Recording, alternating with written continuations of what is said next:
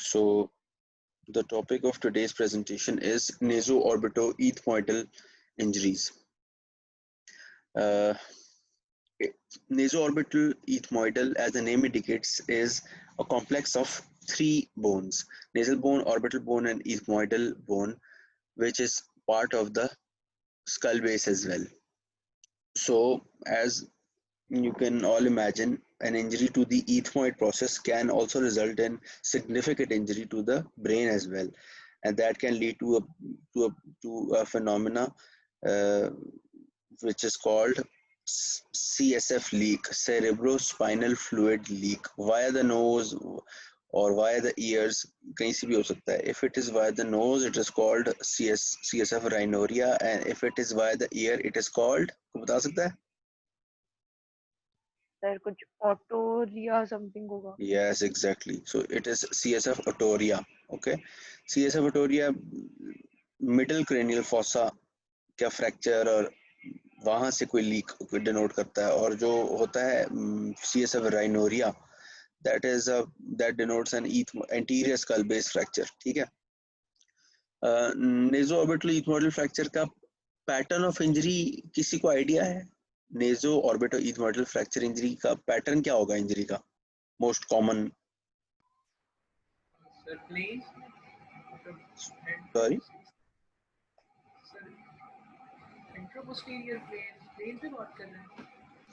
हाँ, इंजरी का पैटर्न किस तरह होगा? देखो, नेजो ऑर्बिटल ethmoidal फ्रैक्चर ना इतना आसान नहीं है इस जगह को फ्रैक्चर करना, बिकॉज फर्स्ट ऑफ ऑल ये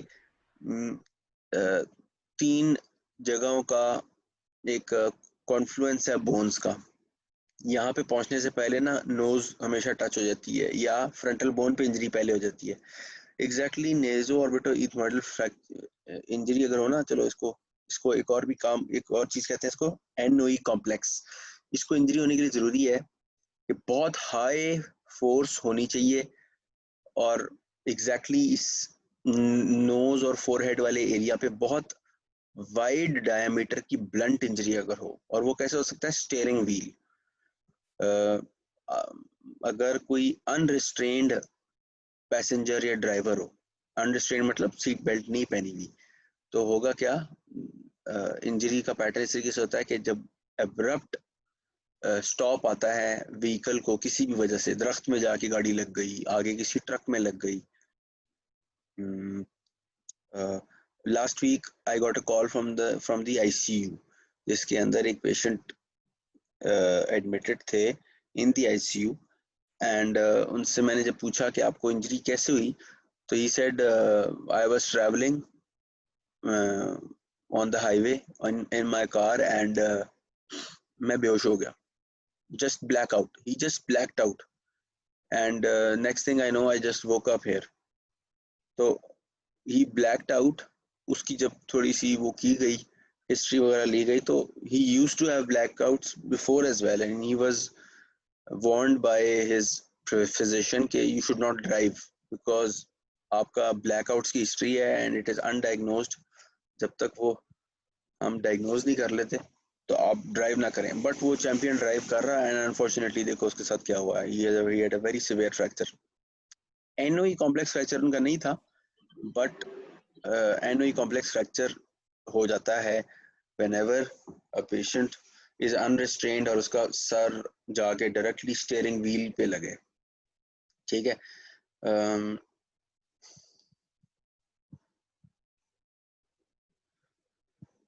Okay, NOE complex can range from a simple nasal fracture up to a grossly comminuted compound fracture of the NOE complex involving the skull base with significant displacement. इसके sign and symptoms बता सकता है? आप लोग बता सकते हैं क्या क्या होंगे? Sir, facial edema. शाबाश. Sir, infraorbital nerve की injury भी. Infraorbital nerve injury, see अगर एग्जाम में क्वेश्चन आएगा ना, तो और अगर सिर्फ NOE कॉम्प्लेक्स पूछा जाए तो इंफ्राऑर्बिटल नर्व का नाम मत लेना. Clinically yes, infraorbital nerve injury हो सकती है if there an associated maxillary और zygomatic complex fracture, but purely NOE fractures में इंफ्राऑर्बिटल नर्व इंजरी नहीं होगी. और यही Sir, CSF, राइनोडिया और ओटोरिया। ओटोरिया नहीं होगा ना, ओटोरिया तो मैंने बताया था, राइनोरिया होगा सिर्फ। ठीक है, सर हेमाटोमा भी हो सकता है, पेरी ऑर्बिटल।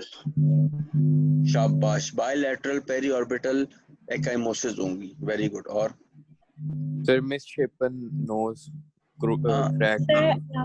हाँ Telecanthus या diplopia. शाबाश, ओके। सो असद ने बताया मिस शेप नोज, उसको तुम लोग बोलोगे डिप्रेस्ड नोज। ठीक है, वाइड हो जाएगी नोज, डिप्रेस हो जाएगी। और ट्रॉमेटिक टेलीकैंथस होगा। ठीक है, increased distance between the two canthi. Okay, so swelling है, कैंथल डिटैचमेंट है, लैक्रिमल अपरेटस डैमेज भी हो सकता है। हाउ के यू कैन सी पेशेंट को एपीफोरा हो सकता है। ठीक है, deformity of the nasal bridge, CSF leak, ये तुम लोगों ने सारे बता दिए हैं। रेडियोग्राफिक एग्जामिनेशन के अंदर दीज आर नॉट इम्पॉर्टेंट। ये जो रेडियोग्राफिक व्यूज है ना, अगर now the gold standard is CT. जब भी एनओई फ्रैक्चर होगा you have to go for a CT. ठीक है, इसके अंदर रेडियोग्राफिक व्यूज आप पढ़ लें, ये लैटरल स्कल और occipitomental views, but they are not important, CT ही कराना पड़ता है। Markowitz classification है type 1, type 2, type 3.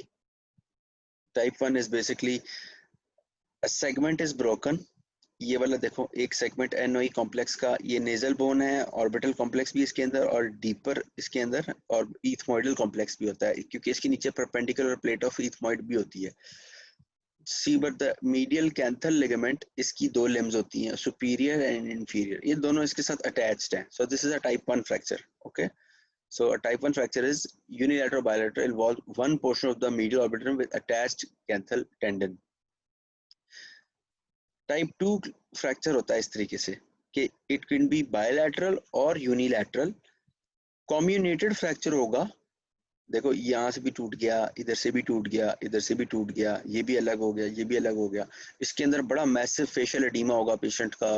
जैसे ही टच करेंगे ना तो आपको फील होगा कि एक सेगमेंट मूव नहीं कर रहा, किरची किरची है बोन की, हल्का सा यहाँ से टच किया, इधर से टच करोगे तो ये भी डिप्रेस हो जाएगा, इधर से टच करोगे ये भी डिप्रेस हो जाएगा।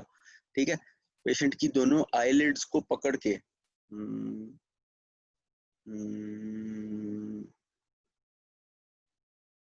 ओके, पेशेंट की इस तरह का आएगा ना, जब पेशेंट की दोनों आईलिड्स को होल्ड करके ना, आप लोग जब लैटरली पुल करोगे ना तो आप नोट करोगे कि बिल्कुल मूव कर रहा है इस तरफ, क्योंकि कैंथल लिगामेंट तो नोज के साथ अटैच ही नहीं हुआ होगा ना, कैंथल लिगामेंट और बोन सेगमेंट को खींच के साइड पे आएगा। That is called the Furnas test, FURNASS, या बोस्ट्रिंग टेस्ट। ठीक है, दो टेस्ट होते हैं, बोस्ट्रिंग टेस्ट, फर्नास टेस्ट। ये दोनों जब करेंगे ना तो पुल हो जाएगा लिगामेंट यहाँ पे। सो टाइप 2 classification ये states that there will be comminuted fracture of the nasal bone, but the canthal ligament will still be attached to a bony piece. And class 3 will be, there will be a complex fracture, unilateral or bilateral, and the canthal ligament will also be detached from the bony surface. So this is very tough, this one, because देखो type 1 को fix करने की technique क्या है, आप open करोगे या तो कोरोनल अप्रोच के थ्रू, या ओपन स्काई अप्रोच होती है, यहाँ पे इंसिजन देते हैं। ठीक है, इसके थ्रू, और क्या करोगे कि इस बोन को फिक्स कर दोगे, और अगर अनडिस्प्लेस्ड है तो इसको ओपन करने की भी जरूरत नहीं है, ये यहीं पे खुद ही फिक्स हो जाएगा। यहाँ पे बस पेशेंट को बोलो जोर ना पड़े कोई। ठीक है, टाइप 1 तो सिंपल है, टाइप 2 भी सिंपल है। How, no not that simple. इसको ओपन करेंगे, ओपन करने के बाद यहाँ पे प्लेट लग सकती है, मैंने आप लोगों को बताया था टी शेप्ड प्लेट होती है, या अगर ये बहुत ज़्यादा डिप्रेस है इसको रेस करके प्लेट लगाएंगे, और अगर वो नहीं प्लेट लग रही, ये बहुत ज़्यादा कम्युनेटेड है, तो what we can do is के यहाँ पे हम एक कैंटिलीवर टाइटेनियम ग्राफ्ट लगा सकते हैं, टाइटेनियम की प्लेट लगा सकते हैं कैंटिलीवर। आप लोग के स्कोप से बाहर हैं वो चीज़ें, बट आइडिया दे रहा हूँ आपको। एंड इसको जब रीअटैच करेंगे ना तो कैंथल लिगामेंट भी अटैच हो जाएगा, और जो once the bone is fixed, ligament will also be fixed. Third जो है ना, it is a little tricky. इसके अंदर we do a procedure called, first of all we fix these fractures if possible, and then we do a procedure called transnasal canthopexy, in which we fix this canthal ligament transnasally to the other side. इधर सुपरऑर्बिटल rim वाले area पे भी place a screw और उसके साथ इस ligament को बांध देंगे जाके. ठीक है, समझ आ गई सबको? Yes, sir. Okay. Fourth मार्कोविट्स classification तो नहीं है, लेकिन you guys should know कि associated frontal bone fracture भी हो सकता है. ठीक है. एग्जामिनेशन मैंने आपको बताया था इस तरीके से करना है कि सारा पहले इंस्पेक्शन पे सारे साइन सिम्टम्स हैं, एंड पैल्पेशन पे you will do the bowstring test, bowstring and Furnas test. ठीक है. डिब्राइड, इसकी ट्रीटमेंट भी सिंपल है. प्रिंसिपल्स ऑफ ट्रीटमेंट है good surgical exposure. This is the coronal approach. ठीक है. And this is that cantilever graft which I was talking about. Cantilever bridge आप लोगों ने पढ़ा होगा अपने ऑपरेटिव के अंदर, के जिसके अंदर एक साइड पे आप ब्रिजेस, कैंटिलीवर ब्रिज बेसिकली एक साइड पे सपोर्ट होता है, दूसरी साइड पे इट इज फ्री फ्लोटिंग. ठीक है. तो नोज में भी इस तरीके से होगा कि इधर हम लोग इधर हम लोग फिक्स कर देंगे एक साइड पे सिंपल एक स्क्रू के साथ, और it will be free floating आगे से. ट्रांसनेजल वायरिंग की जा सकती है. ओके. एग्जिस्टिंग लैसरेशन इसके अंदर जरूर मिल जाती होती है. ठीक है, क्योंकि मैंने आप लोगों को बताया कि इसका पैटर्न ऑफ इंजरी जो है ना वो सिवियर ट्रॉमा होता है. जब सिवियर ट्रॉमा हो तो सॉफ्ट टिश्यू इंजरी भी होती है. सॉफ्ट टिश्यू इंजरी उसके थ्रू आप जाके फिक्स कर दें, either that or coronal approach. And open sky view is basically an incision here, simple horizontal incision between the eyebrows. ठीक है. एंड ग्राफ्टिंग श्राफ्टिंग करके. अच्छा, कभी कभी हम ये भी करते हैं कि हम यहाँ पे बिल्कुल बोन ना होना तो कैलवेलियर बोन ग्राफ्ट ले लेते हैं आफ्टर द कोरोनल अप्रोच. ठीक है. अब ये देखो फ्रंटल बोन फ्रैक्चर था यहाँ पे बहुत ज्यादा, ये देखो बहुत ज्यादा फ्रैक्चर है. तो यहाँ पर हमने इसको फिक्स किस तरीके से किया गया है कि मैं आप लोगों को आगे पढ़ाऊंगा, आप लोगों को अभी समझ नहीं आएगी, but we have did a flap here. पूरी फ्रंटल बोन को ऊपर से हटा के ना, बोन को हम ऊपर से जो पेरियोस्टियम होता है ना स्कैल्प के आपको होता है 5 लेयर्स हैं, उसमें से जो पी है ना वो पेरियोस्टियम है. वो पेरियोस्टियम को कट करके ऊपर से उसको पेडिकल करके ना इस फ्रंटल के अंदर डाल देते हैं, फ्रंटल साइनस के अंदर डाल देते हैं. मैं अब आपको आगे आपको बताता हूँ. इंक्रीज इंटरकैंथल डिस्टेंस था. किसी को याद है मैंने आपको बताया था कि what is the diagnostic number? उससे ज्यादा हो तो हमें पता चल जाता है कि ये basically this is a canthal ligament detachment. Number याद है? सो नॉर्मल 25 नॉर्मल होता है. Normal is 28 mm. 28 to 32 mm is normal. ठीक है. चाइनीज में ऑब्वियसली थोड़ा सा ज्यादा हो सकता है, so there can be a racial factor as well, but if it is more than 40 mm, so that is confirmed okay, there is telecanthus. If it is more than 35 से 40 के दरमियान हो ना तो सस्पेशन बहुत हाई हो जाता है. ठीक है. ओके. ये ना अब ये ट्रांसनेजल कैंथोपैक्सी टेक्निक्स बताई गई हैं. ये देखो, अगर दोनों तरफ का कैंथल लिगामेंट डिटैच है ना तो इस तरीके से किया जाता है कि दोनों बोनी सेगमेंट्स के थ्रू वायर्स डाली जाती हैं. ये देखो इस तरीके से, एंड आपस में सिंपल लिगेचर के साथ उनको बांध दिया जाता है. दोनों कैंथल टेंडन्स आपस में करीब आ जाते हैं. ये कितना प्यारा लग रहा है देखने में, लेकिन ये करने में इतना मुश्किल है कि मतलब बहुत सारे मसले आते हैं कैंथोपैक्सीज करने में ट्रांसनेजली. ठीक है. ये सिंपल वायर के साथ फिक्सेशन की है. अगर एक साइड का डिटैच्ड होना तो व्हाट वी डू इज कि इसके थ्रू हम एक ना वायर लेके जाते हैं और इस जगह पे एक स्क्रू लगा देते हैं और उस स्क्रू के साथ जाकर बांध देते हैं, या इस जगह पे एक प्लेट लगा देते हैं, उस प्लेट के सुराख के अंदर से ना वायर को घुमा देते हैं. ठीक है. Some people use a prolene suture, लेकिन वो इतनी अच्छी टेक्निक नहीं होती क्योंकि it can tear up. Lacrimal duct system की इंजरी अगर हो जाए ना, this is the lacrimal duct. ये देखो ये ग्लोब है. लैटरल सुपरऑर्बिटल में laterally there is the lacrimal gland, उसका सारा सिस्टम है, उसकी कैनालिकुलाई हैं, उसकी डक्ट्स हैं, and then they drain in the nose. ठीक है. तभी जब हम रोते हैं तो नाक भी बहना शुरू हो जाती है. ठीक है, क्योंकि नोज के अंदर इट ड्रेन्स आउट. तो अगर तो लैक्रिमल डक्ट इंजरी होती है ना, तो the injury can be at any level, gland level पे, कैनालिकुलर लेवल पे, पार्स लैक्रिमैरिस पे, डक्ट्स पे, इस वाली डक्ट इस एरिया पे। चेक करने का टेक्निक कि किस जगह पे इंजरी है, we do a test called Jones 1 and Jones 2, ठीक है, JONES। ये आप लोग लिख रहे हो ना, आई होप आप लोग लिख रहे हो, because on a bad day you can get asked in the exam what is a Jones 1 and a Jones 2 test. Jones 1 and a Jones 2 test is basically हम lacrimal duct के अंदर introduce करते हैं एक डाई, ठीक है, और check करते हैं कि वो नोज में आ रहा है कि नहीं। अगर तो वो नोज में आ रहा है ना, तो इसका मतलब है कि ये वाला सारा अपरेटस इंटैक्ट है, नोज में जाने तक सारी डक्ट ठीक है, सही है। अगर नहीं आ रहा ना, तो we do our Jones 2 test, जिसके अंदर हम लोग क्या करते हैं कि फिर हायर लेवल पे जाके, पहले हम यहाँ पे डाल रहे होते हैं ना डाई, हायर लेवल पे कहीं पे जाके डाई डाला जाता है और देखा जाता है कि यहाँ पे किधर से लीक है, ठीक है। So Jones 1 and Jones 2 test. Dyes कौन से यूज किए जा सकते हैं? Gentian violet, methylene blue, okay. ये आप लोग के थोड़े से लेवल से बातें आगे हैं, इससे परेशान मत होना, ये आप लोगों से नहीं पूछा जाएगा इंशाल्लाह, बट जो इंटरेस्टेड है एक तो उनको पता होना चाहिए, दूसरा ये कि you can get unlucky sometimes. Okay, so dacryo rhinosis, ये this is our DCR procedure, dacryocystorhinostomy. इसके अंदर we do a procedure called, हम लोग एक ना स्टेंट डाल देते हैं जहाँ पे इंजरी है ना, जिस जगह पे लैक्रिमल डक्ट की, उसके अंदर एक बड़ा मिनिएचर छोटा सा सिलिकॉन का स्टेंट डल जाता है ताकि वो दोनों एंड्स आपस में जुड़ जाएं, ठीक है। ये वाला काम जो है ना बेसिकली मैक्सिलोफेशियल वाले बहुत कम करते हैं, ये वाले काम करते हैं बेसिकली ऑक्यूलोप्लास्टिक सर्जन्स, ठीक है। वो बड़ा लूप शूप्स पहन के माइक्रोस्कोप में ये वाले काम किए जाते हैं।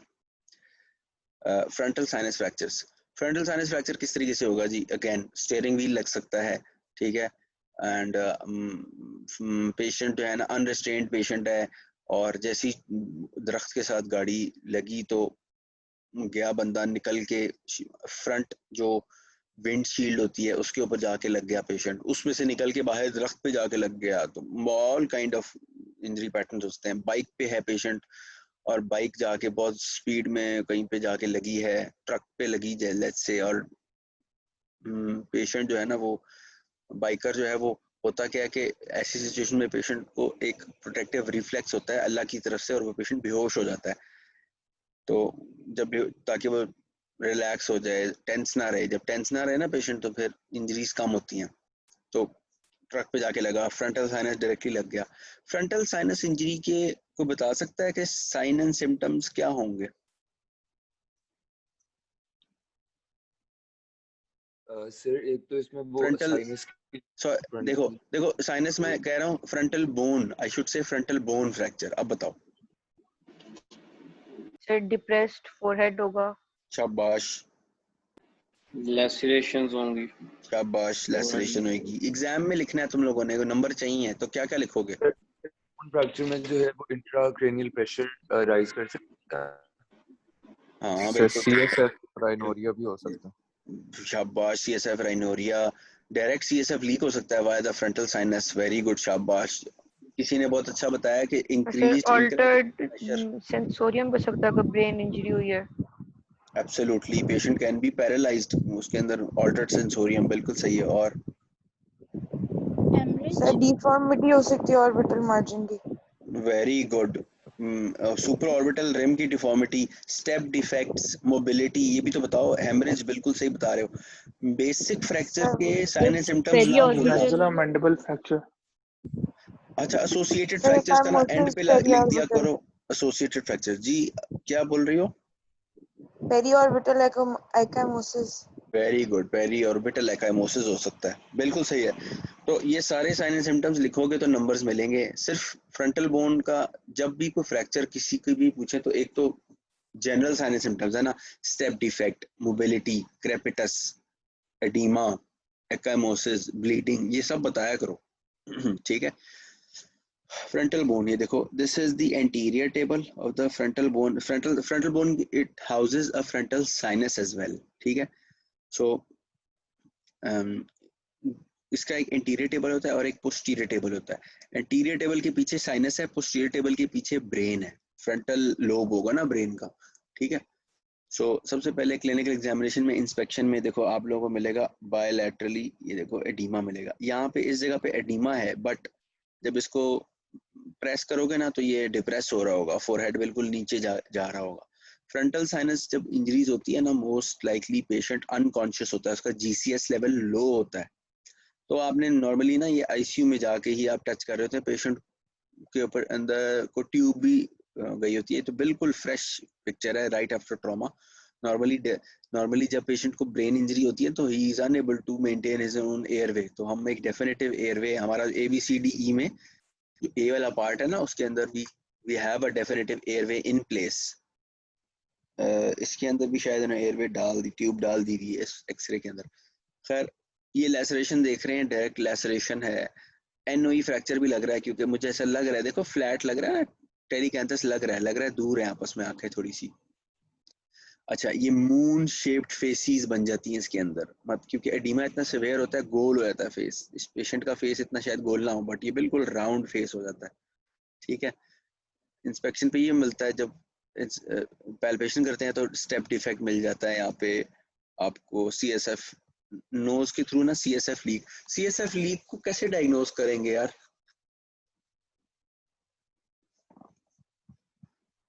सर सर फ्लूइड का फ्लूइड जो है वो टेस्ट करके, कंपोजिशन टेस्ट करके। हाँ वेरी गुड। एमन मुझे बता सकती हो, एमन फयाज कैसे करेंगे यार ये टेस्ट CSF लीक को? सर हम उसके कंपोनेंट्स को चेक कर सकते हैं। शाबाश very good. So what we can do is के नोज से कोई डिस्चार्ज आ रहा है, उसको एक डाला ट्यूब जी में और लैब में भेज दिया। इसके अलावा एक और टेस्ट होता है, उसको हम कहते हैं रेल रोड ट्रैक साइन। उसमें क्या होता है कि आप पेशेंट की नोज के नीचे जहाँ से ब्लड आ रहा होगा ना, उसमें आप देखेंगे ना तो वो साइड्स पे ब्लड होगा और सेंटर में एक वाइट सी लाइन होगी, ठीक है। CSF हमेशा सेंटर में आ जाता है ब्लड के, तो जब वो सेंटर में लाइन होगी तो वो उसको कहते हैं रेल रोड ट्रैक, ठीक, रेल रोड ट्रैक बन जाएंगे। इसके अलावा आप थोड़ा सा वो जो डिस्चार्ज है ना उसको लेके जैसे ही डालोगे ना पेशेंट की बेड की लिनन पे, तो वहां पे एक रिंग बन जाएगा, that is called the rings test. Ring बन जाएगा वो उसके इर्द गिर्द, उस डिस्चार्ज के इर्द, इसका मतलब है अंदर CSF है। और जो गोल्ड स्टैंडर्ड है ना CSF को चेक करने का, गोल्ड स्टैंडर्ड कि ये CSF है या सिर्फ ब्लड है, वो है कॉम्पोजिशन। इतना अच्छा टेस्ट नहीं है, ज्यादा अच्छा टेस्ट होता है बेसिकली β2 ट्रांसफेरिन। β2 ट्रांसफर एक एंजाइम होता है जो कि, या एक प्रोटीन होती है जो कि CSF में होती है, नॉर्मल ब्लड में नहीं होती, ठीक है। And then to locate the exact area of the CSF leak we do a CT scan या another test called a MR cysternography। तुम लोग को थोड़ा सा ज्यादा हो रही हैं ये बातें, but we do a magnetic resonance cysternography। we place a dye, patient के ना स्पाइनल कॉर्ड में जाके ना एक डाई डाला जाता है रेडियो पे एक, और वो पूरे ब्रेन में और स्पाइनल कॉर्ड में घूम जाता है। उसके बाद वी डू एन MRI जब करते हैं ना, तो MRI में हमें नजर आया था कि किस जगह से लीक है, यहाँ पे कहीं लीक है, यहाँ कहीं लीक है, नोज में से लीक है, इथमोइडल फ्रैक्चर में इस जगह से लीक है, ठीक है। समझ आइए ना, मैं बहुत ज्यादा सर से तो नहीं गुजर रही ऊपर से बातें।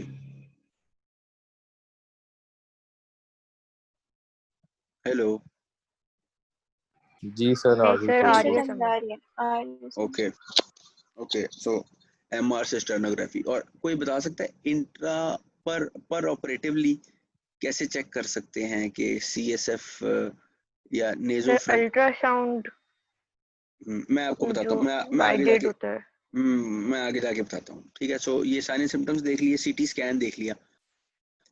How do we classify frontal bone fractures? इसके अंदर ना एंटीरियर टेबल का लीनियर या डिस्प्लेस्ड फ्रैक्चर हो सकता है, पोस्टीरियर टेबल का लीनियर या डिस्प्लेस्ड फ्रैक्चर हो सकता है, and then there can be an outflow tract injury, nasolacrimal duct. Nasolacrimal duct आप लोगों ने पढ़ी होगी जरूर, ये फ्रंटल साइनस नेजोलैक्रिमल डक्ट तो इंजरी हो सकती है। इसके अलावा ना देयर इज एन ओपनिंग जो फ्रंटो नेजल डक्ट, ये याद है किसी को? फ्रंटो नेजल डक्ट याद है? नहीं आते। देखो almost all paranasal sinuses drain into the nose, ये याद है कि वो ड्रेन करते हैं नोज में। Yes sir. ठीक है, ये जो साइनस है ना, ये वाला साइनस हो गया, मैक्सिलरी हो गया, पीछे इथमोइडल हो गया, स्फेनोइडल हो गया, ये सारे नोज में आके ड्रेन करते हैं। ठीक है, तभी जब साइनोसाइटिस होता है तो पोस्ट नेजल ड्रिप होती है, क्योंकि सारा साइनस का फ्लूइड नाक में जा रहा होता है। ठीक है, so what will happen is, वही जो मिस होते हैं, कॉन्काइव होते हैं नोज में, वो हाँ आके रिसीव करते हैं। हाँ, तो जो कॉन्का या टर्मिनेट्स होते हैं ना, those are basically bony structures. ठीक है, वो नोज का सरफेस एरिया बढ़ाने के लिए अल्लाह ने बनाए हुए हैं। I am talking about the openings in the lateral nasal wall from these sinuses. ठीक है, होता क्या है, सही। ठीक है, होता क्या है कि उमैर म्यूट कर लो। ओके, सो होता क्या है कि जब भी there is a injury to the frontal bone, उसके अंदर से ना there can be injury to the fronto nasal duct as well. Fronto nasal duct में अगर इंजरी हो जाएगी ना, तो होगा क्या कि आप फ्रैक्चर फिक्स कर दोगे पेशेंट का जबरदस्त, लेकिन patient after a few days will come back with a retrograde frontal sinus infection, जो कि नोज के थ्रू हुआ होगा पेशेंट को। ठीक है, तो ऐसी सिचुएशन के अंदर अगर फ्रंटो नेजल डक्ट इंजरी होती है ना, तो वी हैव टू चेक कि इंजरी अगर है ना, तो we need to obliterate that outflow tract. तो उसको करने की टेक्निक क्या है, we can do an intranasal कैन्युलेशन।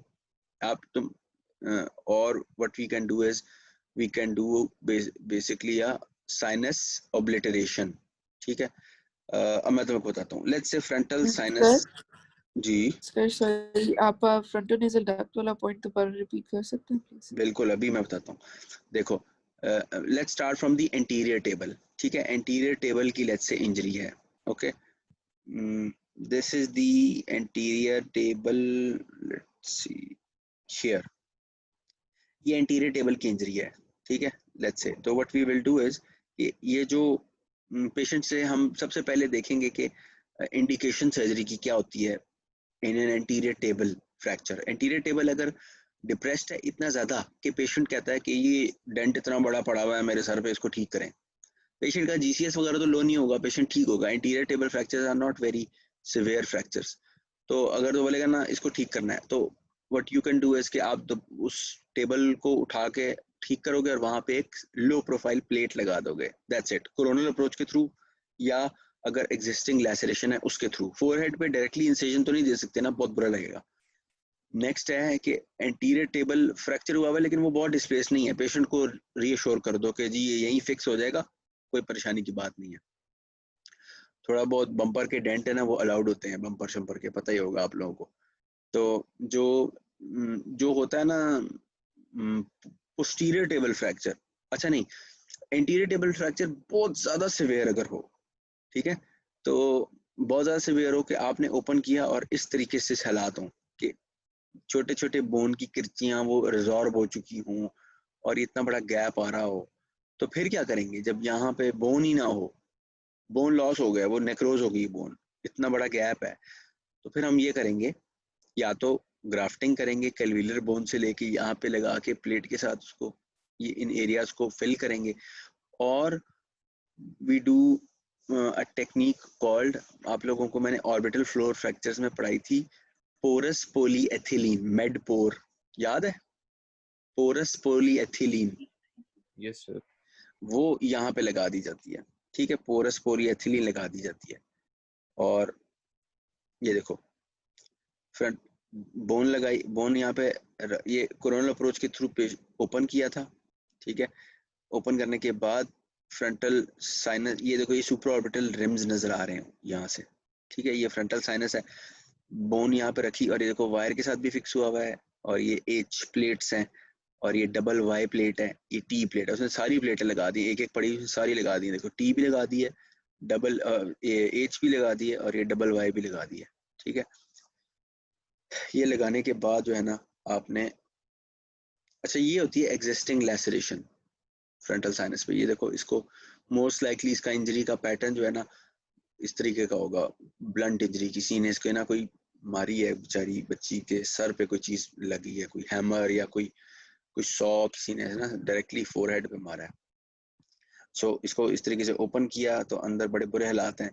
तो ऐसी सिचुएशंस के अंदर वी नीड टू सी के whether it's an anterior table और अ पोस्टीरियर टेबल फ्रैक्चर। अगर तो एंटीरियर टेबल फ्रैक्चर है, just fix the overlying bone. अगर तो पोस्टीरियर टेबल फ्रैक्चर है, अगर तो पोस्टीरियर टेबल फ्रैक्चर है, तो then we have to decide on a few things. ये देखो, इसमें ना एंटीरियर टेबल फ्रैक्चर है, पोस्टीरियर टेबल इंटैक्ट है, ठीक है। तो अगर तो बिल्कुल ठीक है, अगर तो पोस्टीरियर टेबल फ्रैक्चर होता है ना, तो then we need to consult the neuro surgeon as well, because अगर पोस्टीरियर टेबल फ्रैक्चर है तो मोस्ट लाइकली ब्रेन इंजरी भी होगी, ठीक है। तो हो सकता है कि we might need to do a dural repair, dura mater का रिपेयर, ठीक है। तो तभी CSF लीक बंद होगा, वरना बंद कभी भी नहीं होगा। अच्छा, पोस्टीरियर टेबल इंजरी जो है ना, उसको उसकी इंडिकेशन कब होती है ट्रीट करने की, को बता सकता है? पोस्टीरियर टेबल अगर डिस्प्लेस्ड है, बहुत ज्यादा डिस्प्लेस नहीं है, तो नहीं करेंगे ना, लेकिन कब करेंगे? तो जब वो ब्रेन की तरफ अंदर डिस्प्लेस्ड हो और वो ट्रॉमा कर सकती हो ब्रेन को। एग्जैक्टली शाबाश। तो वी विल सी कि पेशेंट का क्या पता GCS लो हो, क्या पता CT पे बहुत ज्यादा डिस्प्लेसमेंट नजर आ रही हो। डिस्प्लेसमेंट अगर तो इसकी जो टेबल विड्थ है ना, इसकी अगर डबल हो डिस्प्लेसमेंट, तब हम करेंगे। डबल डिस्प्लेसमेंट क्या, लेट्स से इसकी विड्थ है 5 mm और 1 सेंटीमीटर डिस्प्लेस हुआ हुआ है, तब करेंगे। इसकी विड्थ है लेट्स से 2 mm और ये 4 mm डिस्प्लेस हुआ हुआ है, तो फिर हम करेंगे। और there is a CSF leak, evidence of CSF leak, तब हम रिपेयर करते हैं इसको। तो टेक्निक क्या होती है जी, इस तरीके से ओपन किया, ओपन करने के बाद साइनस के अंदर की जितनी भी होगी ना लाइनिंग, इस सारी की सारी लाइनिंग को हम निकाल देंगे। पोस्टीरियर टेबल फ्रैक्चर्स को ना इस तरीके से डील नहीं किया जाता कि टेबल को पकड़ के सीधा किया और उस पर प्लेट लगा दी, ठीक है, उसको ऐसे डील नहीं किया जाता। उसमें हम क्या करते हैं, we do a procedure called sinus obliteration. तो ओब्लिटरेशन किस तरीके से करेंगे, सारा का सारा ये निकाल दिया, लाइनिंग इसकी, पोस्टीरियर टेबल जो है ना उसको भी निकाल दिया, पोस्टीरियर टेबल को पकड़ के फेंक दिया, बाहर निकाल दिया वो बोन को, ठीक है, पोस्टीरियर टेबल को। और सामने आपको ब्रेन नजर आ रहा होगा, उस ब्रेन का हमने किया ड्यूरल रिपेयर न्यूरोसर्जन ने। और जो ब्रेन है ना, वो फ्रंटल साइनस के अंदर आ जाएगा, थोड़ा सा एडिमा भी होगा उसको, जाहिर है। तो उसके बाद फिर हम जो है ना, जो एंटीरियरली इसको इस तरीके से इधर क्लोज कर देंगे और we will do a flap. Flap किस तरीके से करेंगे कि ये जो ये जो है ना स्कैल्प है, इसके नीचे का जो पेरियोस्टियम है ना, इसको कट करके हल्का सा इस साइनस के अंदर ओब्लिटरेट कर देंगे, जिस तरीके से ये किया हुआ है। देख रहे हो, ये सारा फ्लैप अंदर गया हुआ है, ये देखो, ये सारा flap, this is called an osteoperiosteal flap. So obliterate कर दिया। और अगर तो नेजो लैक्रिमल डक्ट इंजरी थी तो उसके अंदर स्टेंट डाल दिया। अगर तो स्टेंट नहीं डाला ना, let's say naso lacrimal duct की इंजरी थी और आपने इसके अंदर स्टेंट नहीं डाला, तो we do a procedure called we do basically we can do cannulation or we can block that ताकि इन्फेक्शन बाद में ना हो, हम नेजोफ्रंटल डक्ट को परमानेंटली ब्लॉक कर देंगे। और उसकी टेक्निक क्या होती है, एब्डोमेन से लाइपोसक्शन करके थोड़ा सा फैट ले लिया, फैट वहां पे नेजोफ्रंटल डक्ट में डाल दिया, इस तरह की हरकतें, ठीक है। ये साइनस एब्लेशन बोन से कर सकते हैं, फैट से कर सकते हैं, मसल, फैशिया, एलोप्लास्टिक मटेरियल्स, बहुत सारी चीजों से कर सकते हैं, ठीक है, ओके। और वायर्स एंड प्लेटिंग से इसको फिक्स कर दिया। So if I have to revise quickly frontal bone fractures, तो frontal bone fractures are basically speed में, frontal bone fractures are anterior table, posterior table, ठीक है। एंड इसकी एग्जामिनेशन में you will find a round face, you will find oedema, you will bilateral periorbital ecchymosis, step defects, mobility, CSF leak. इसका CT scan कराएंगे and we will see anterior table और posterior table fracture. It can be displaced और non displaced. अगर तो non displaced है, aesthetic problem नहीं दे रहा, फंक्शनल प्रॉब्लम भी नहीं दे रहा, no need to fix it और ट्रीट इट। अगर तो एस्थेटिक या फंक्शनल प्रॉब्लम्स दे रहा है तो we need to treat it. अगर तो एस्थेटिक प्रॉब्लम है एंटीरियर टेबल से ही आएंगी ना, पोस्टीरियर टेबल की ज़ाहिर है एस्थेटिक प्रॉब्लम्स नहीं आती। Isolated posterior table fractures are very rare. Posterior table fractures जब होते हैं ना तो एंटीरियर टेबल भी जरूर होता है फ्रंटल साइनस का, okay. And then we need to see outflow tract injury है कि नहीं, और अगर है तो we need to consult oculoplastic surgeon या न्यूरो सर्जन कि वो इसकी कैनुलेशन करके इसको फिक्स करे इफ नीडेड। अच्छा, नेक्स्ट सर्जिकल मैनेजमेंट के अंदर क्या क्या काम किए जाते हैं? इंट्रानेजल कैनुलेशन की जाती है। फ्रंटल साइनस जी सर इसमें कैवर्नस साइनस इन्वॉल्वमेंट पॉसिबल है? ओके, देखो कैवर्नस साइनस की इसके अंदर ना इंजरी, कैवर्नस साइनस की इंजरी डायरेक्टली इसके अंदर पॉसिबल नहीं होती फ्रंटल साइनस के, फ्रंटल बोन फ्रैक्चर्स के अंदर। कैवर्नस साइनस आपको पता है it's a structure lying in the middle cranial fossa, it's very far posteriorly है वो पड़ा हुआ है, ठीक है। तो उसके अंदर जो उसका जो इन्फेक्शन या थ्रोम्बोसिस होता है ना, वो होता है when there is a retrograde infection from the deep facial vein और द एंगुलर वेन और द सुप्राऑप्थेल्मिक वेन और द एमिशरी वेन्स, इनके थ्रू जब इन्फेक्शन पीछे की तरफ जाए ना तब कैवर्नस साइनस, इसके अंदर डायरेक्टली इन्वॉल्व एज सच नहीं होगा, ठीक है। मुझसे ना आमना ने सवाल पूछा था कि फ्रंटो नेजल डक्ट वाला मैं रिपीट कर दूं। देखो देयर इज फ्रंटल जो होता है ना साइनस, उसके अंदर there is a duct that is opening in the superior part of the lateral nasal wall, ठीक है।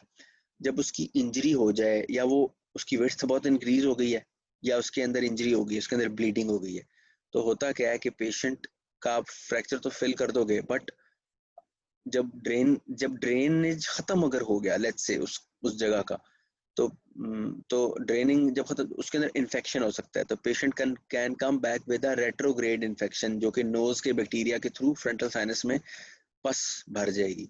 आपने फ्रैक्चर फिक्स किया होगा इस तरीके से, इस तरीके से आपने फ्रैक्चर फिक्स किया होगा, पेशेंट विल कम बैक जी ये मुझे दर्द हो रही है, और आप देखोगे कि पेशेंट के ना नोज से और इस एरिया से पस आ रही होगी। तो what you did was कि you forgot to block the frontonasal duct को आपने ब्लॉक नहीं किया। उसको ब्लॉक करने की टेक्निक मैंने आपको क्या बताई है, we do a procedure called intranasal either cannulation or we block it with the help of muscle or fat, ठीक है। फ्रंटल साइनस ट्रेफिनेशन भूल जाओ तुम लोग, ये नहीं करते, ये मत लिखना एग्जाम में। ऑस्टियोपेरियोस्टियल फ्लैप मैंने आप लोगों को क्या बताया, whenever there is a posterior table fracture, we remove the posterior table, we remove all the sinus membrane, and then we ablate the we do sinus ablation or obliteration with the help of a flap, and then we do a procedure called cranialization. Cranialization is a procedure in which the brain comes in the sinus, और वहाँ पे आके उसको रख देते हैं brain को, and then we do reduction and fixation, ठीक है। and finally a few more slides for the nasal bone fractures. nasal bone जो है ना जी मोस्ट कॉमन फ्रैक्चर है जी फेशियल बोन्स के अंदर, ठीक है। एंड इसमें मैक्सिलोफेशियल सर्जरी के अंदर हम लोग बिल्कुल इसको ट्रीट करते हैं, बट ऑब्वियसली हमारे जो ENT कॉलीग्स हैं वो भी इसको ट्रीट करते होते हैं, ठीक है। इसके अंदर क्या किया जाता है जी, इसके दो पार्ट्स हैं, इसके बोनी पार्ट है, कार्टिलेजिनस पार्ट्स हैं, ठीक है। इंजरी दोनों चीजों की हो सकती है, ठीक है। If you see here, there is a fracture here. This is a axial section taken at the mid nasal level. ये nasal bridge के ऊपर यहाँ पे एक fracture हुआ हुआ है, ठीक है। दो rectangular shaped bones होती हैं, and इस nasal bone का जो mostly जो होता है ना indication for surgery, खैर वो हाँ दोनों होती हैं जी, कॉस्मेटिक भी होती हैं और एस्थेटिक भी होती हैं। कॉस्मेटिक एंड एस्थेटिक होती है या फंक्शनल होती है। फंक्शनल इस तरीके से, कॉस्मेटिक तो आपको पता है जी, डिप्रेस्ड नेजल नोज होगी, DNS होगा, डिवीडेड नेजल सेप्टम होगा, चोट लग जाए तो उसको सीधा करना तो है ही। इसके अलावा ना whenever there is an injury ना, तो there can be a septal hematoma, nasal septum में हेमाटोमा बन सकता है, that can lead to airway compromise। तो फिर उस सेप्टल हेमाटोमा को ड्रेन करना है। अगर वो एयरवे कॉम्प्रोमाइज ना भी करे ना, तो septal hematoma, prolonged septal hematoma ये देखो इसको हुआ हुआ है सेप्टल हेमाटोमा राइट साइड पे, इफ यू नोटिस, ये देख रहे हो, ये इतना बड़ा, इस तरफ लेफ्ट साइड पे एयरवे का ब्लैक एयर नजर आ रही है हमें, इस जगह पे देखो ये ब्लॉक हुई हुई है नोज इस जगह पे. So this septal haematoma can actually cause cartilaginous necrosis of the septum that can further lead to nose depressed होना और further problems. ठीक हो गया. Now let's classify injuries. It can be low Manson वाली, low velocity, high velocity. Low velocity होगी ना तो simple एक fracture होगा, nose थोड़ी सी depress होगी, deviate हो जाएगी. अगर high होगा ना तो comminution होगी, बिल्कुल डिप्रेस नोज होगी, आप प्रेस करोगे बोन किरची किरची छोटी छोटी होगी. ठीक है. अच्छा, फ्रॉम द साइड मुक्का आ सकता है, फ्रॉम द फ्रंट मुक्का आ सकता है, और नीचे से जो है ना वो एल्बो आके सीधा ठक लग सकती है. ठीक है. नोज में ज्यादातर जो है ना नोज की इंजरीज रोड ट्रैफिक इंजरीज की वजह से भी होता है, बट ज्यादातर जो है ना वो ये असॉल्ट की वजह से होता है. ठीक है. नाउ इसकी ट्रीटमेंट कैसे की जाती है? इसकी ना एक इमरजेंसी ट्रीटमेंट है और एक, यार ये एक सेकंड,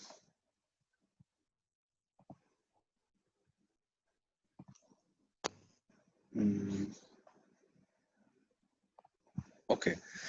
इसकी एक emergency, this is a nasal speculum, एक प्रोसीजर, एक this is basically a nasal speculum. Emergency treatment ऐसी है, पेशेंट आया नोज फ्रैक्चर के साथ. ठीक है. पेशेंट कह रहा है, मुंह से सांस ले रहा होगा और मुंह से बोल रहा होगा मुझे नाक से सांस नहीं आ रही, ऐसे करके बोल रहा होगा. ठीक है.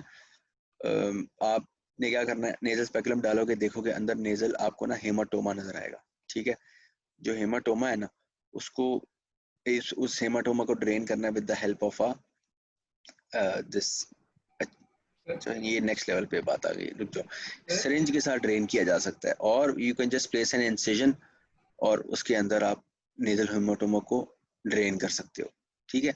बच्चों के अंदर it is actually an emergency कि नेजल हेमाटोमा को जल्द से जल्द ट्रीट किया जाए. अदरवाइज जो कार्टिलेजिनस नेक्रोसिस अगर बच्चों में हो जाए ना, तो नोज का ग्रोथ सेंटर होता है अकॉर्डिंग टू सम साइंटिस्ट्स या ऑथर्स के, ग्रोथ सेंटर होता है नोज में. तो जो कि फंक्शनल मैट्रिक्स थ्योरी पे बहुत ज्यादा बिलीव नहीं करते, वो कहते हैं ग्रोथ सेंटर है, तो अगर वो इंजर हो, अगर ग्रोथ सेंटर खराब हो गया तो नोज ग्रो नहीं करेगी. ठीक है. And I agree with them, nose grow नहीं करती बिकॉज नोज ने कौन सा मूव होना होता है कि वो मूव होगी तो ग्रो होगी. तो it depend upon a growth centre. तो इसलिए बच्चों में it's an emergency. Nasal fracture देखो जल्दी से ड्रेन करो उसको. लो एनर्जी फ्रैक्चर है, इसका रिडक्शन करने के ना डिजिटल, आप लोगों ने देखा होगा मूवीज के अंदर, जैसे ही नोज पे चोट लगती है तो एक बंदा जो है ना, एक बंदा आके सर पकड़ता है, उसको बोलता है हिलना नहीं है, और जल्दी से पकड़ के ना उस नोज को सीधा कर दिया जाता है. ठीक है. वो उस टाइम पे ना चोट लगी होती है, काम गर्म होता है, पकड़ के नोज सीधा कर दें तो पेशेंट का भला हो जाता है. थोड़ी सी उसने पेन बस बर्दाश्त करनी होती है. बट अगर वो फिक्स हो जाए ना उस जगह पे, देन उसको फिर वेट किया जाता है रीमॉडलिंग का, क्या रीमॉडलिंग के साथ वो ठीक हो रही है कि नहीं हो रही. ठीक है. तो अगर ठीक हो जाती है तो वेल एंड गुड. अगर नहीं ठीक होती ना तो then we fix it after 4 to 6 months. So there are two timelines for managing a nasal bone fracture. दो टाइमलाइंस होती हैं. या तो नोज को उसी टाइम फिक्स कर दो, पेशेंट आया नोज नाक टूटी हुई है, उसी टाइम फिक्स जल्दी से कर दी, या एडिमा सेटल डाउन होगा, रिमॉडलिंग होगी और 4 से 6 महीने बाद फिक्स की. ठीक है. सर जी. सर आपने कहा था कि it is difficult for the patient to breathe or talk, so it can involve the larynx, right? So won't that lead to laryngospasm अगर bleeding हो internal नाक से? अच्छा देखो, डायरेक्टली लैरिंक्स को इन्वॉल्व नहीं करेगा. ठीक है. Laryngeal injuries are basically different entity. ठीक है. मैं बात कर रहा हूँ सिर्फ नाक पे मुक्का लगा और नाक टूट गई है, दैट्स इट. उसके अंदर ब्लीडिंग है, उसके अंदर स्वेलिंग है, तो पेशेंट ब्रीदिंग में प्रॉब्लम है और बोलने में प्रॉब्लम है ना. अभी इस लैरेंजियल इंजरी की बात अभी डायरेक्टली नहीं हो रही है. ठीक है. वो जो तुम बता रही हो एसोसिएटेड इंजरी लैरिंक्स की हो सकती है, यस, लैरिंजोस्पैज्म वगैरह. लैरिंजोस्पैज्म मतलब वो अलग है नादिया, वो बेसिकली एसोसिएटेड इंजरीज हैं. Right now we are just talking about isolated nasal bone fractures and exam में भी आपको कभी भी एसोसिएटेड लेरेंजियल इंजरीज वगैरह के बारे में नहीं पूछेंगे, सही है? Okay, so I was thinking कि शायद blood अगर it trickles down there या No, it's okay. No, Okay. it's if it trickles down, the patient will swallow it. ठीक है, क्योंकि जैसे ही लैरिंग्स में जाएगा वो तो खांसेगा ना जोर जोर से, रिफ्लेक्स ऑन हो जाएगा, तो पेशेंट ना वो patient will swallow that blood. Okay okay, so reduction किया, क्लोज्ड रिडक्शन कर सकते हैं या इस तरीके से ओपन कर सकते हैं, ट्रांसनेजली जाके ना वी कैन, ये देखो कार्टिलेज नजर आ रही है नोज की, ये ऊपर ये नेजल सेप्टम नजर आ रहा है, इसको डायरेक्टली भी जाके फिक्स किया जा सकता है। Then nasal packing, nasal packing जी आप लोगों को मैंने स्टार्ट में पढ़ाया था, if you remember, we can do anterior nasal packing and or we could do posterior nasal packing. This is a Bayonet's forceps. Bleeding हो रही बहुत ज्यादा, ये एंटीरियर नेजल पैक पूरा ऊपर से नीचे तक ना लेयर्ड उसको कर दिया।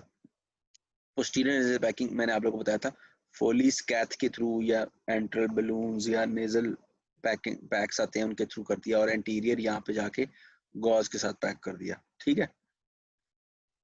सो नेजल पैकिंग की जाती है और इसको 72 आवर्स के बाद ब्लीडिंग रुक जाए तो निकाली जाती है और पेशेंट चीखे मारता है बहुत ज़्यादा। एक्सटर्नल नेजल स्प्लिंट, सो नोज को आप लोगों ने रिड्यूस किया, नोज ठीक हो गई, ठीक करने के बाद देयर आर 2 फोर्सेप्स जिसके साथ हम नेजल बोन को फिक्स करके ना ठीक कर सकते हैं। आप लोग जब कॉलेज आओगे तो मैं आप लोगों को दिखाऊंगा इंशाल्लाह। Those are called the Asch septal forceps. Asch septal forceps जो होता है ना, मैंने बहुत सारी इसमें चीजें नहीं डाली क्योंकि तुम लोग कंफ्यूज हो जाओगे, ये मैं ना ऑलरेडी बहुत स्कोप से बाहर जा रहा हूँ तुम लोगों के, but you should have an idea, क्योंकि you can get an question in the exam, how will you treat nasal bone fracture, तो उसके अंदर ये ऑप्शंस लिखने हैं, reduction, close reduction, open reduction, nasal packing, external nasal splint. जो nasal splint most commonly use किया जाता है ना, वो होता है डेनवर स्प्लिंट, DENVER। ये एल्यूमिनियम का स्प्लिंट होता है, ये मोल्डेबल होता है। ये देखो इसको लगा हुआ है डेनवर स्प्लिंट, ठीक है। ये सीधा होता है, जहाँ पे नोज फिक्स होगी ना उस जगह पे इसको पकड़ के बेंड कर देते हैं और ये उसी जगह पे रहता है। या एक चीज होती है प्लास्टर ऑफ पेरिस स्प्लिंट, आप लोगों ने देखा है जो कास्ट लगती होती है, हाथ फ्रैक्चर हो जाए तो कास्ट प्लास्टर ऑफ पेरिस की लगाते होते हैं, उसको गीला करते हैं प्लास्टर ऑफ पेरिस को, वो सख्त हो जाता है हाथ के इर्द गिर्द। इस तरीके से ना, इस तरीके से एक चीज बनाते हैं और उसको प्लास्टर ऑफ पेरिस में डुबो के ना ऐसे पेशेंट की नाक पे रख देते हैं, जब वो सख्त हो जाता है तो वो सपोर्ट करता है नेजल बोन को। सेप्टोप्लास्टी की जाती है भाई, पोस्ट ऑपरेटिव केयर किया जाता है। ये तुम लोगों के लेवल में बस ये बातें हैं तुम लोगों ने करनी है। Reduction, open closed nasal packing, external nasal splint, septoplasty and then the post operative care. That's it with trauma. आप लोगों के कोई क्वेश्चंस हैं तो प्लीज जरूर पूछें।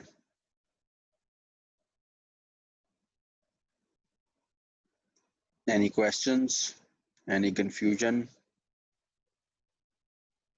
तो प्लीज पूछें आप लोग यार।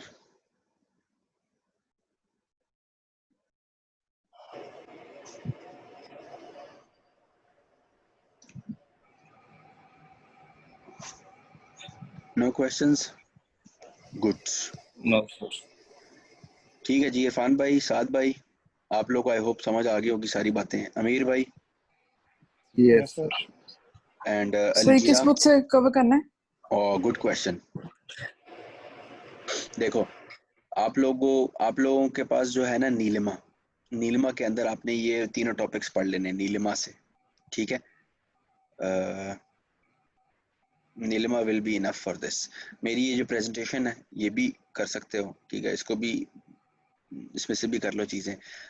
डॉक्टर आकिब के नोट्स हैं उसमें से भी कर लो। If I were you I would consult doctor Aqib वाले नोट्स एंड नीलिमा, ज्यादातर मैं वही करता फॉर ट्रॉमा, ठीक है। क्लीज कर सकते हैं, बिल्कुल कर सकते हैं, जिसके पास टाइम है जरूर क्लीज करे, जिसको जो ज्यादा पढ़ सकता है वो जरूर करे। But if I were you I would do Neelima and doctor Aqib के notes.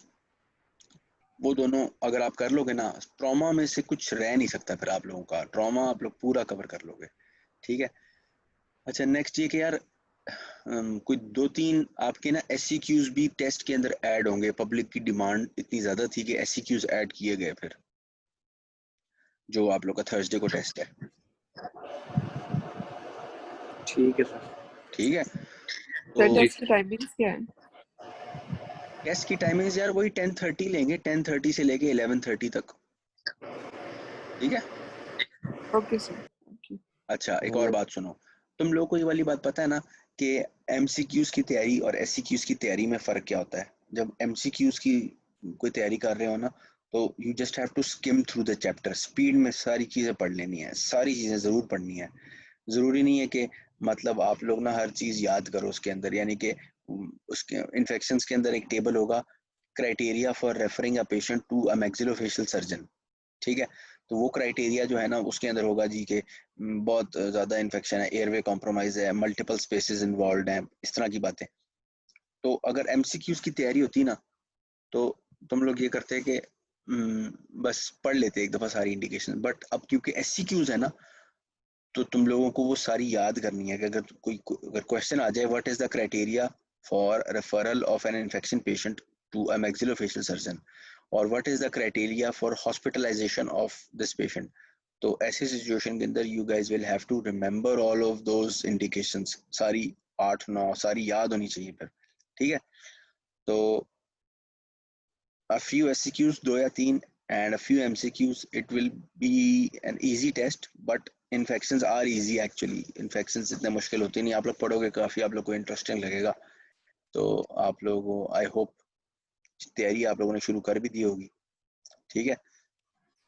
Anam sir Zahra, boundaries याद नहीं हो रही, हमें सारी स्पेसेस की बाउंड्रीज तैयार करनी है या क्या शाबाश करना है? महरोज, शाबाश महरोज, गुड क्वेश्चन। देखो यार बाउंड्रीज के बारे में मैं तुमको बताऊंगा कि एग्जाम में ना क्वेश्चन इस तरीके से आना कि right the boundaries of buccal space, इस तरीके से लिखना ना बहुत रेयरली कोई क्वेश्चन आता है। ठीक है, रेयरली। बट मैं तुम लोग को अपना बता दूं, ऑन थर्सडे मैं तुम लोग को उसमें से क्वेश्चन नहीं दे रहा हूँ, बाउंड्रीज मैं तुम लोगों को क्वेश्चन नहीं दे रहा हूँ। प्रॉफ में तुम लोगों को क्वेश्चन बहुत हार्ड लक अगर होना तो आ सकता है। तो what I will do is कि इफ आई वर यू, सिर्फ इम्पोर्टेंट जो स्पेसेस है ना उनकी बाउंड्रीज का आइडिया ले लो। जैसे टेरिगो मैंडिबुलर स्पेस की बाउंड्रीज पूछी जाती हैं कभी कभी, ठीक है, वो कर लो। इसके अलावा जो है ना ये सब मैंडिबुलर, सब मेंटल, इन सब की बाउंड्रीज याद करना बहुत ज़रूरी नहीं है, इनको पढ़ लो, should have an idea. MCQ आ सकता है कि जो लैटरल फेरेंजियल स्पेस की पोस्टीरियर बाउंड्री क्या होती है, इस तरीके से MCQ तो आ सकता है ना। One of the following is posterior boundary of the lateral pharyngeal space. ठीक है, तो वो इस तरीके से आ सकता है, बट याद करना इतना इंपॉर्टेंट नहीं है, बस टेरिगो मैंडिबुलर स्पेस याद कर लेना। ठीक है, और बताओ। अच्छा सर, आपने लेक्चर के दौरान एक चीज बताई थी, जो कैनाइन स्पेस है या इंफ्रा ऑर्बिटल स्पेस है, उसके अंदर जो एंगुलर वेन होती है वो कवर्नस साइनस के साथ क्योंकि लिंक्ड होती है, तो जो कवर्नस साइनस इन्फेक्शन है वो कैनाइन स्पेस से फैलने के चांसेस होते हैं। बुक में लिखा हुआ था कि सबसे जो चांसेस कवर्नस साइनस इन्फेक्शन के हैं वो इंफ्रा टेम्पोरल स्पेस से जाने के हैं। तो सर MCQ इसमें से इस तरह का कोई बनता है तो फिर हमें किसके नहीं, लिए चूज करना पड़ेगा? क्योंकि मैं तुमको बताता हूँ।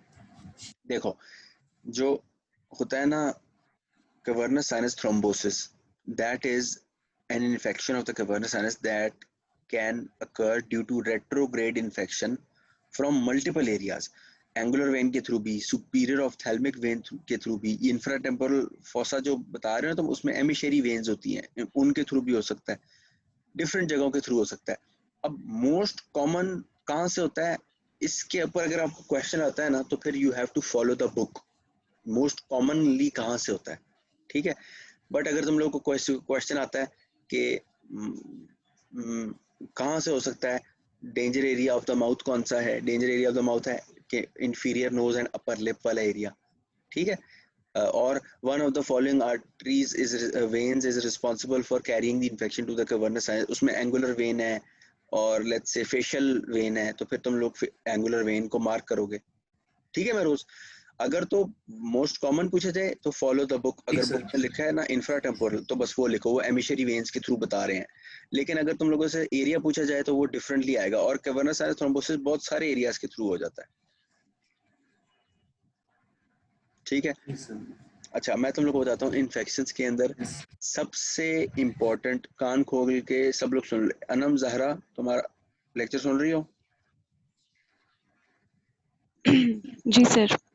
गुड, ओके मैं अब रैंडम लोगों का ना नाम लेके पूछने लगा हूँ, लेट्स सी लोग जाग रहे हैं कि नहीं। ईमान तुम लेक्चर सुन रही हो? जी सर सुन रही थी। जबरदस्त। दानिया तुम लेक्चर सुन रही हो?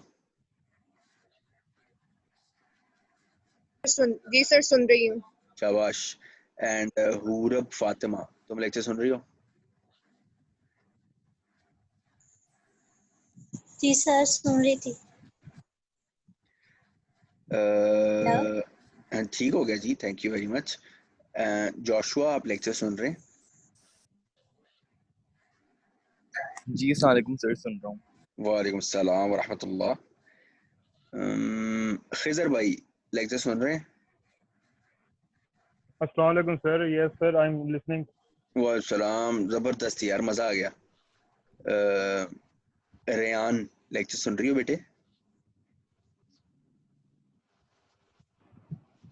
जी सर सुन रही हूँ। अस्सलाम वालेकुम।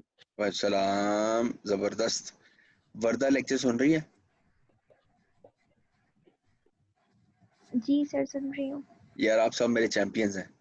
ओके, और मैं किसको चेक करूं, और किसके ऊपर मुझे शक है कि वो सो रहा है? कौन सो सकता है यार? तो इरफान को देखे। इरफान? मैं जाग रहा हूँ। इरफान, अच्छा। अक्सा? सर सर हुदी से भी पूछ लें जी तो सर। मल्टीपल एक्टिविटीज करता रहता है वो एक टाइम में। किससे पूछूं, किससे? इरफान? सर हुदैफा। मैं भी चेक करता हूँ यार, उसको मैंने एंड के लिए रखा हुआ है। जो अच्छा ये बताओ मुझे, सिबगा सुन रही हो लेक्चर? जी सर। जबरदस्त। हुजैफा? Yes sir.